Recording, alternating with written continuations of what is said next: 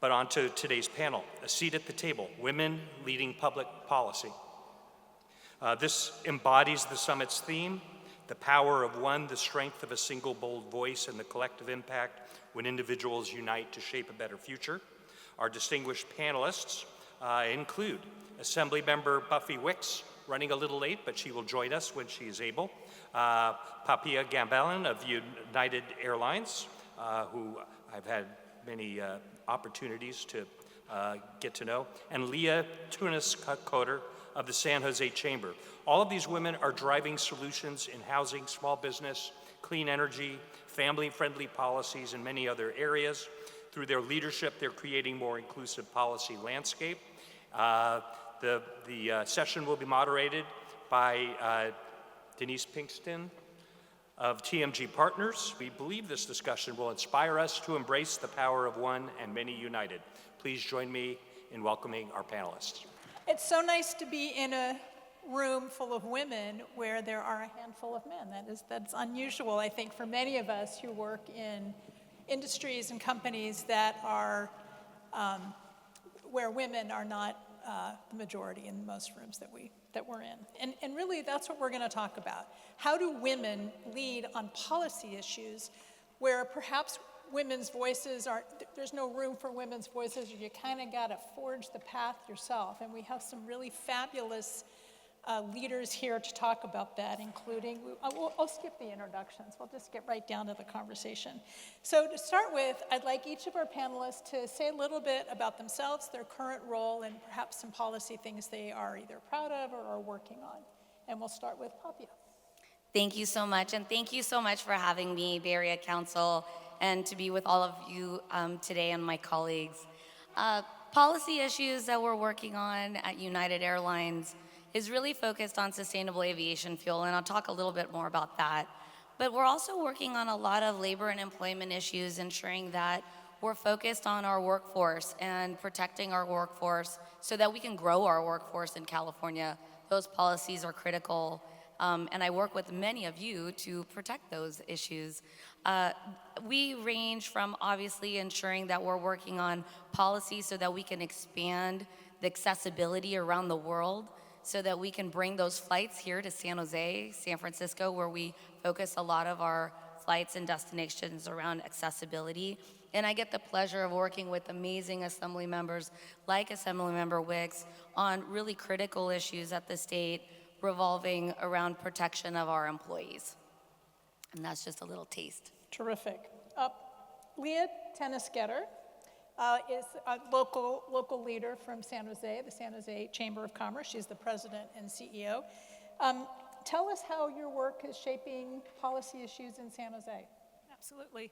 Thank you for having me. I've been with our chamber for about a year and 10 months, so it hasn't been that long.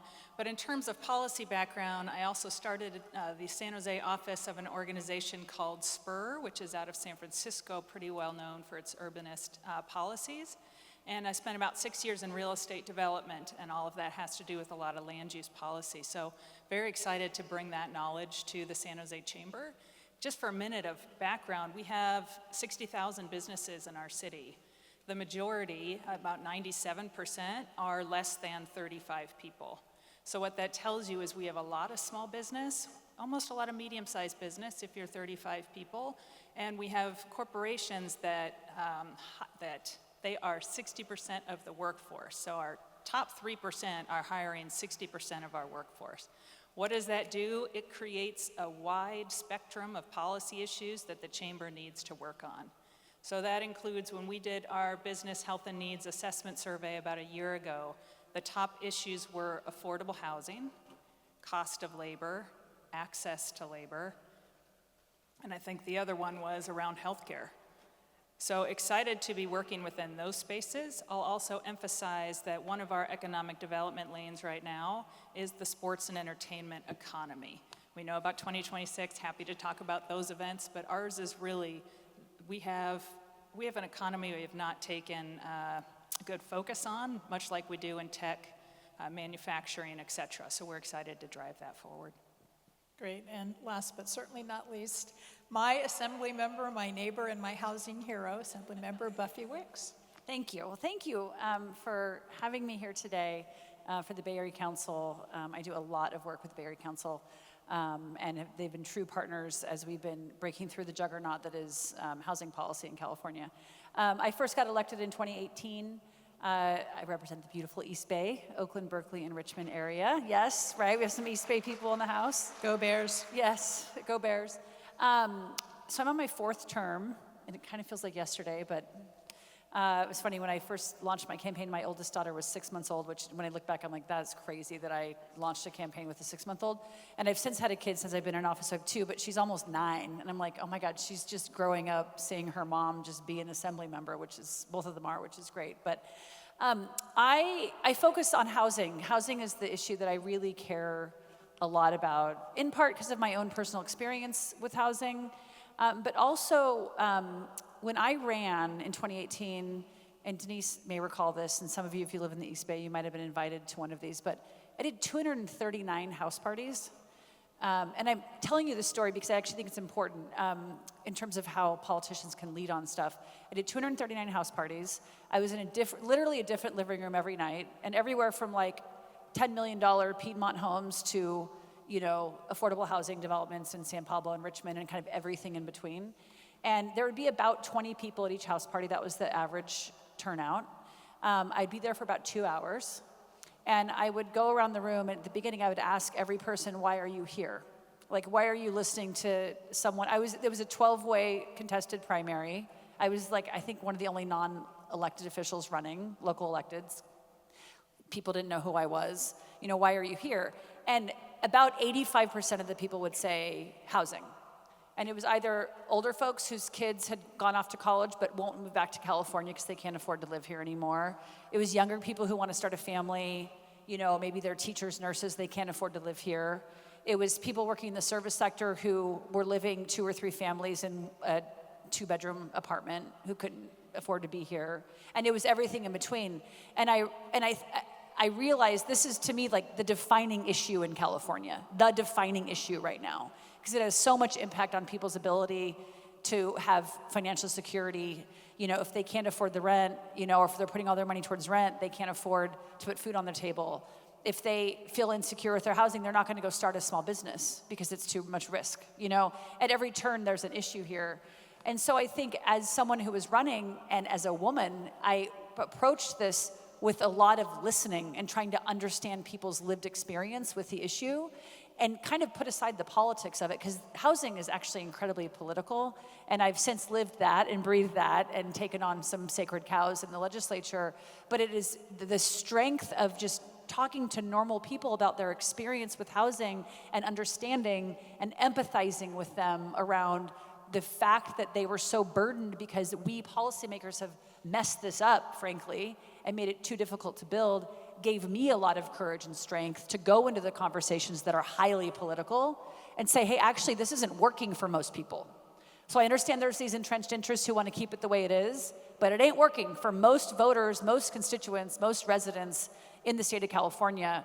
And so I think that's actually an important, you know, I think about this like as a woman leader, that's the type of stuff that I'm trying to bring to the table is I want to listen, I want to understand, I want to empathize so that I can figure out where is my conviction on this, because I know when I lead with conviction, I'm a lot stronger, you know, and I'm willing to kind of like take on those sacred cows and like go through the brick walls and like challenge the status quo and really try to like deliver on that if it's derived from these types of experiences that I had around really trying to understand where people are coming from. In order to be a woman leader, you have to lead with conviction. We don't get to be leaders by accident. And when I started my career, we mostly got to be leaders by elbowing to create, this panel is called A Seat at the Table. Well, we often weren't given a seat at the table. We had to like, you know, elbow our way to the table. And it was such a relief. I have 2 adult daughters, they're in their 30s, to finally have kind of what I thought then was a culture change to promote diversity, equity, and inclusion, to set a table that created space for people with different backgrounds, gender identities, ethnicities. And now we live in a different time, a different culture. So we thought we'd kind of talk about that briefly because I think it is a cultural sea change, and yet here we are at the table. We're still leading, we're still doing the work. How do we continue to promote women leaders, leaders of all different backgrounds, in an environment where at least the national political agenda makes that challenging, sometimes even a way of, asking to be disciplined if you're a company or a leader? Who wants to start with that one? I'm happy to dive in on that. And I'll try not to swear, because I have a lot of feelings about the national political agenda right now. But I'm in my professional mode, so okay, but I'm sure you know what I'm thinking. From what I honestly have been trying to do, and we've kind of grappled with this in the legislature, right? Because there's so much going on, and at every turn, Trump is trying to distract us constantly every single day. And he's implementing real harms in communities. And it's hard to figure out, what do you spend time responding to versus what do you spend time trying to fix the things you can control? And I think that's probably where most people are actually at too, right? And so what we've tried to do is respond where we can and where we have the ability to influence anything that he's doing. And the governor's been really great at that, obviously, and has the legal tools in his toolbox, and the attorney general, and fighting back on all these things at every turn we can. And also really focus on the things I can control. So I'm trying to focus on the things I can control. I know we have a housing crisis that needs to get fixed regardless of who's president of the United States. Like, that is self-made, we can fix it, we need to fix it. And I can talk about housing all day long, and actually the gender disparities within housing and all kinds of other things. So how do we do that so we don't get caught up in the constant churn of every day there's another kind of real and then also manufactured kind of conspiracy that's happening out there in the Trump era, right? That it's hard to kind of not, he wants us on our feet, right? And on our heels, and not actually doing the things that we need to do. So I really try to focus on the things I can control. I try to figure out, okay, what am I doing to make sure we have a strong social safety net every day? What am I doing to fix our housing crisis? What am I doing to fix our transportation crisis? The things that I care about on the policy side. And then on the more kind of personal side, thinking about, okay, who am I? One of the things I'm working on right now in the legislature, because I'm in my 4th term, we had 23 new freshmen come in this year. How am I working with the leaders of tomorrow and figuring out, how am I working to, figure out opportunities for them to have a leadership role, for them to take the mantle, for them to build the muscle it takes to take on the entrenched interests and all the other things. And, I kind of weaseled my way into the new member training this past cycle, because I'm they need to understand, they have to, your word is your bond. There's certain things in politics, right? You have to be independent thinker. You cannot be beholden to any special interest group, all the different kind of things I was trying to teach them through my experience of being there now 8 years, or almost 8 years. And really focusing on mentorship. And I think about that in very practical ways. We're doing a new select committee on housing construction innovation, looking at new innovative models of construction for housing. Who's on that committee? Who do I want to work with to lift up to say, okay, we need you to be a leader in this space, because I'm going to turn into a pumpkin. I'm going to go away at some point in the legislature. We have term limits, but the freshmen now and the sophomores now, they're going to have to, we're not going to fix this problem, right, completely. We're going to need that help. And so being very intentional around creating pathways of engagement for different types of members who are coming in who have different types of lived experience. I was very intentional about having progressives and moderates and Republicans on the committee. We have Republicans, and guess what? I work with some of them on stuff. They care about housing, making sure we have regional diversity, ethnic diversity, different lived experience, because all of that stuff, I think, makes better policy. When you have those diverse points of view of people that have, different experiences, I think you come up with a better policy for the state of California when you have different points of view at the table helping to shape what that is. So just to paraphrase, we just keep doing the work, right? We keep creating mentorship opportunities, training the next generation, promoting leaders who are, no offense to my male colleagues in the room, but not always white men. So we do that work, and we just get up in the morning and we keep doing that work no matter what people say or what they call it. I like that you keep leading with conviction. One foot in front of the other, Leah, you want to take that one next? Sure.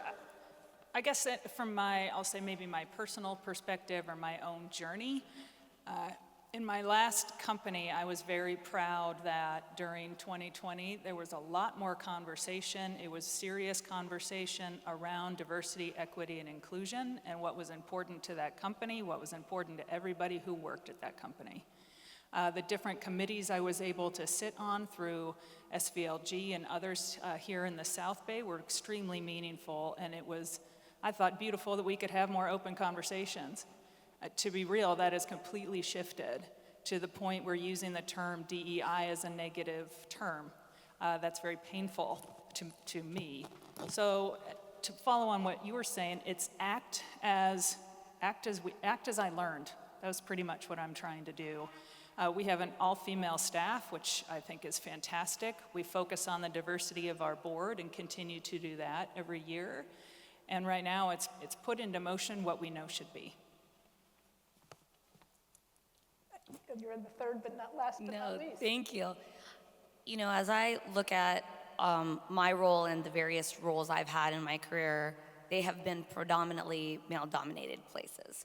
So I worked in the solid waste and recycling industry for quite some time.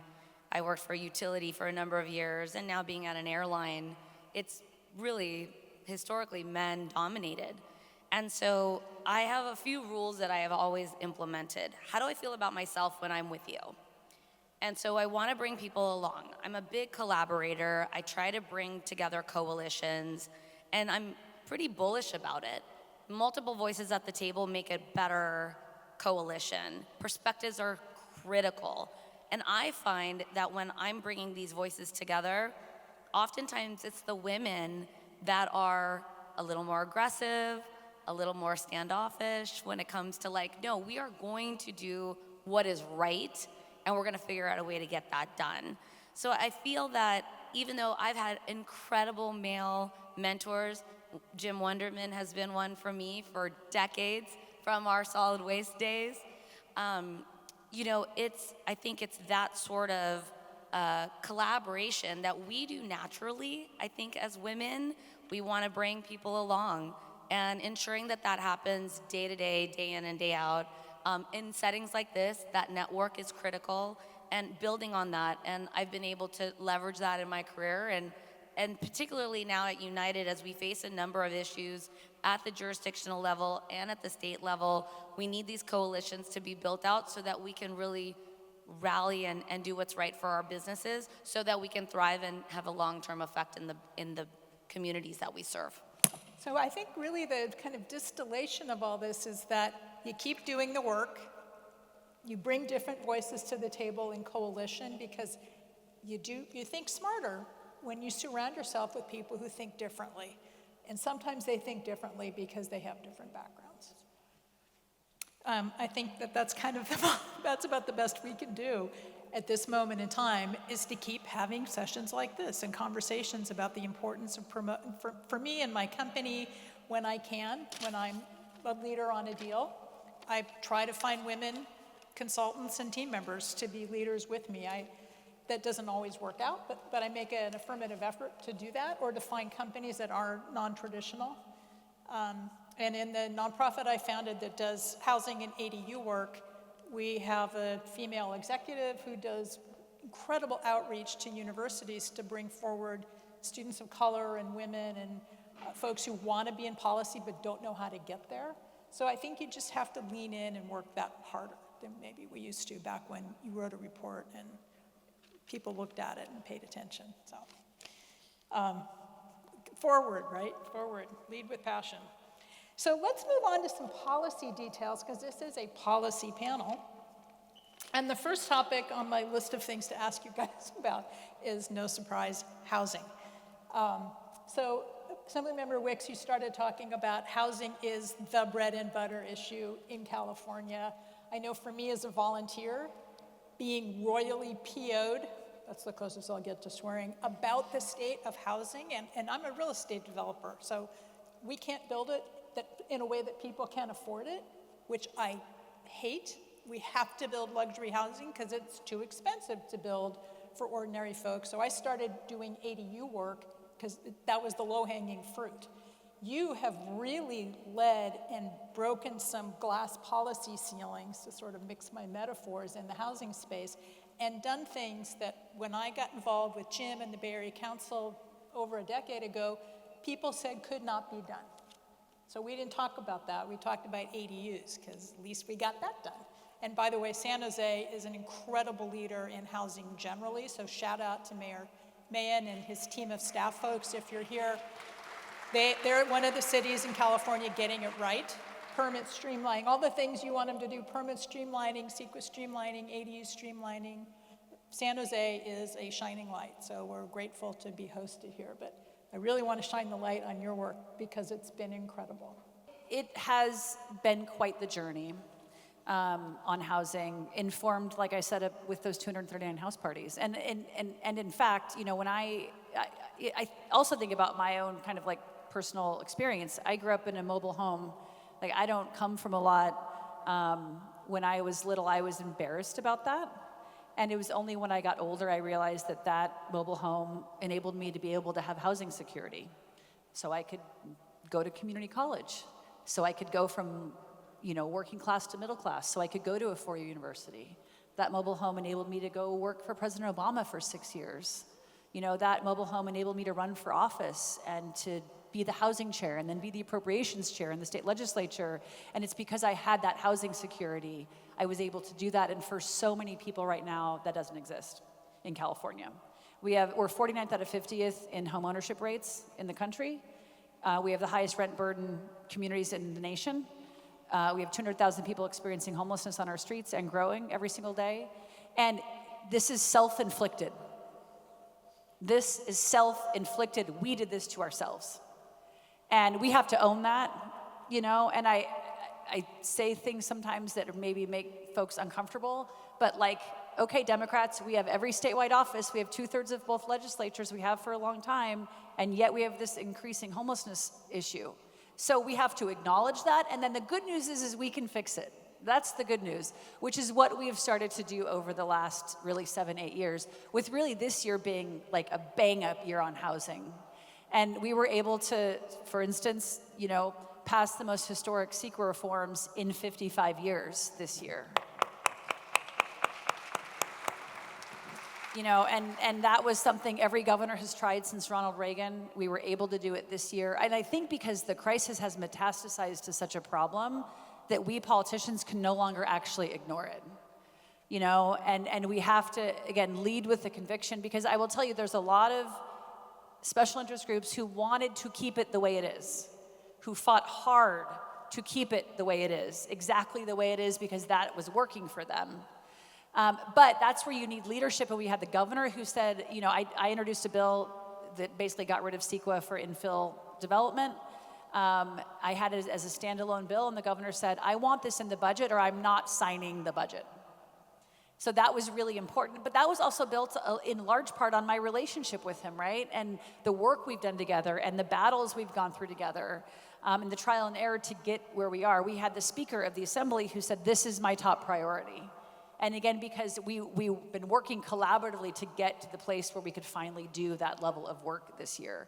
And so it's taken me a minute, like, you know, I'm, again, my fourth term, my 7th year, takes a little while when you first get in the legislature to know where the bathrooms are, understand how the thing works, know what a gut and amend is, know what a, you know, all these different procedural things that you don't really, what the heck is the Appropriations Committee? It's like where democracy goes to die, you know? When the Speaker told me I was going to be the Appropriations Chair, I was like, oh, that's where democracy goes to die. Now I'm in charge of where democracy goes to die. Great. But then turns out we have Trump, so that's actually where democracy goes to die. But, you know, it took me a while to figure out exactly how to do this job, as it does with these. But, you know, I was very committed to this issue. I've been committed to this issue. I'm actually very excited about where we are in housing. I know we still have interest rates and we still have other issues that we can't really control, but what we've really focused on is how do we fix the broken market that is housing? And one of those things is creating market certainty. So you create market certainty with taking CEQA out, because that creates so much market uncertainty. You do permitting reform work to level the rules, the playing field across the board.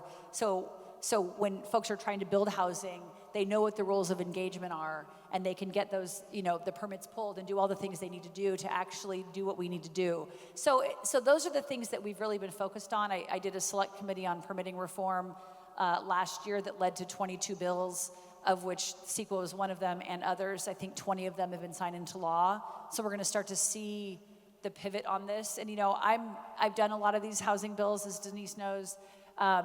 This past year, I was at this bill signing for the CEQA bill, and it all felt exciting and great, but I walked away and I called one of my favorite land use attorneys, and I was like, okay, is this gonna work? Because I am done with bill signings. I want ribbon cuttings. I want to actually see the impact. I don't want the performative bullshit. We don't need that. Our constituents don't need that. I want people, families who could no longer afford to live somewhere, have a roof over their head that they can rely on, and they know they can afford the rent. So we've done a lot of work in that space, and I think it's going to change. I know that AB 130, the CEQA bill, is getting used a lot for permits. I've talked to quite a handful of developers who were like, the city's approving my stuff so fast now I can't kind of keep up. And I'm like, that's good. I want you underwater trying to do this. But again, there's other stuff we can't control.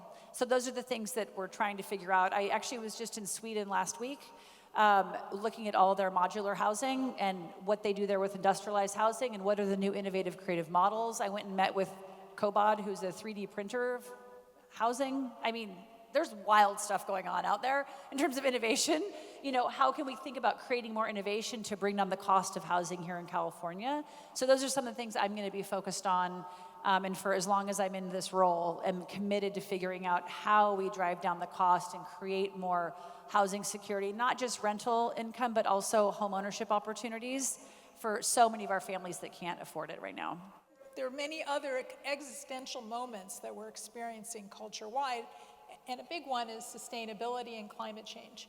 I always have a little guilt when I get on a plane because I've read the headlines, this is one of the worst energy consuming things you can do is ride in a plane.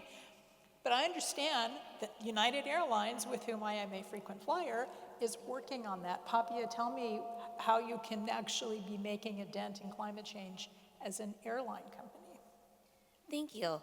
So, mention sustainable aviation fuel. It is our largest expense, is our jet fuel. And it is our largest production of carbon.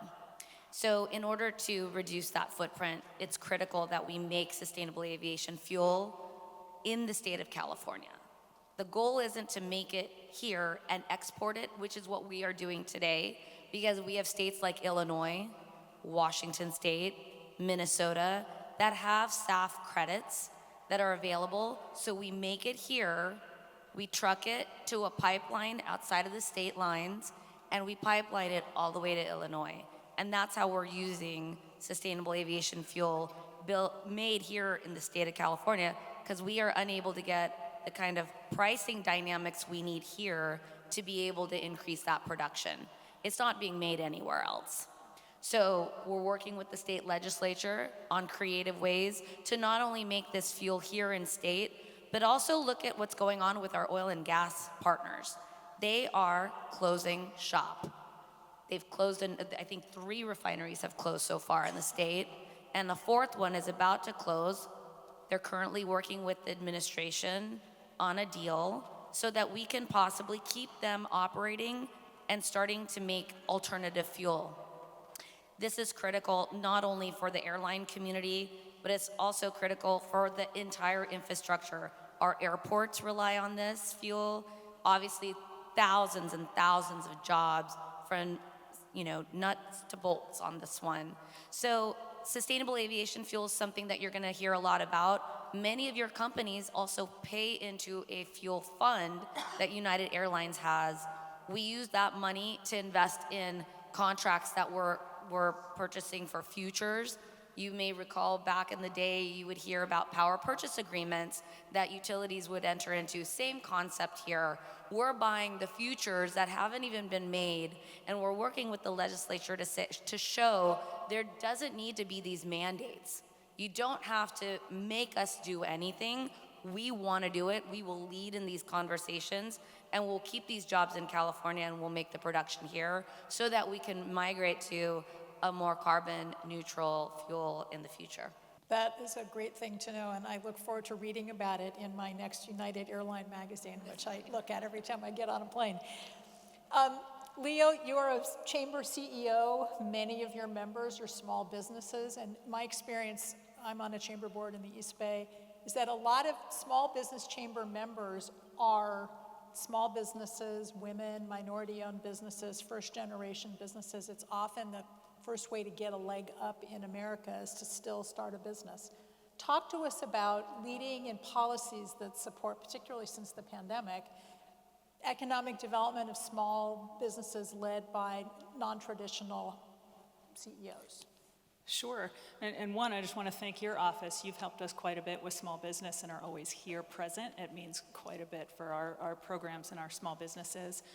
You know, it's interesting. I just came from a conversation. We were hosting the U.S. Chamber of Commerce at our office, and we were speaking about the impacts of tariffs on small business. And I live in Japantown, business district here in San Jose, full of retailers, and they sell a lot of their goods. Of course, they're going to be coming from Japan. And in doing our business walk with them, asking, you know, what is the biggest challenge for you right now? I swore they were going to say lack of clientele. There's not enough people walking the streets. And they all said tariffs. They said, we cannot import what we're selling. And the U.S. Chamber was saying people are just going to stop selling anything that is impacted by tariffs. So in terms of what we do around that, we're able to collect those stories, share them for federal lobbying, really, to ensure that the U.S. government understands that small business is impacted by federal policy. Just to expand on a couple other parts that we do, you know, small business doesn't have access to trainings, business education in the way that medium-sized, large-sized businesses do. So a lot of our programs are focused around, especially for women. We have a Women in Leadership program, always helpful, but anything that helps a small business sell their goods. So that is, how do you use LinkedIn? That's how do you use ChatGPT? That's how do you think about marketing? It's how do you think about preparing your financials to go to a small bank and get a loan? These are more for our very small businesses, but that's just to focus on a few. There are a lot of young people in the audience. Of course, given my age, most of you are young compared to me. But part of what we're doing is we're mentoring the next generation of leaders who are here. And, you know, in a few years will be us sitting on the stage talking about their fabulous policy leadership. So if you had to give some advice to the audience, what would you suggest about how women can make their voice heard in the public policy space, whether it's through their work or through their volunteer or philanthropy? We'll start with Papia. Thank you. I would say, let's not be afraid. Oftentimes in the business community, we're always afraid of what are people going to think? How's this going to play out? What are the consequences? And I think we need to factor that in as a strategy. It's so critical. But not being afraid, I think, is the one thing that I would encourage all of us to be, because it is daunting putting forth a policy that you're going to get pushed back on. Maybe even looking at a political landscape where, you know, and I'll use San Francisco as an example, lots of great things are going on there. Let's look at San Jose and all the amazing things that are going on here. But there are policies that get introduced that may not make sense, or they're being driven by special interest groups that only meet a certain objective. And then the consequences for everybody else are dire. So I would just encourage, don't be afraid. And when you have a coalition, it's easier to then syndicate that risk and work together in executing anything that you want to get done. I love the idea of syndicating risk with coalition building. That's a great, I'm going to take that one away with me. Leah, talk about what lesson. I love the way you phrase that, because working in coalition was the right word there. Collaboration is the best way to move anything forward. At least that was going to be one of my suggestions. The second would be, I'll say engage with the chamber, engage with the organizations around you, and bring the issues forward that you want to be, you want to be involved with, that you want to talk about. If you need education, policy, anything that's impacting you, work with an organization that can really raise that voice up. Last but not least, Buffy. First, I love all of these. I come out of organizing. I was an organizer for a long time. I helped develop Obama's organizing model, so that's actually my bread and butter. And I essentially view myself now as like an organizer of the legislature, right? And what organizing is it's really about building power to achieve the thing you're trying to achieve. And how you build power is through shared interest. And how you create shared interest is through really understanding where people are coming from and understanding their background, who they are, why they're here, why they care about the thing that you care about, and then how are you building that collective relationship and shared interest to develop the power that you need to make the change that you want to see. And there's really intentional ways on how to do that. Sitting down and having a one-on-one coffee with someone, trying to understand where they're coming from, where their background is, understanding the power dynamics within your organization, who's really calling the shots. Those are really important things to understand how to move the policy that you're trying to achieve so that you can build the coalition. I love the way you frame that as well, and share that sort of risk profile, if you will. But really it comes down to accessing and understanding power, and I think you do that through shared interest. Well, there you go, lessons learned. And I look forward to coming back to this in a decade and seeing a whole new panel of dynamic, powerful women policy leaders tackling the issues of the day with conviction, coalition building, and a drive to tackle the big issues even if they aren't popular in the moment. So thank you all very much for your attention. Thanks so much for our stellar panelists.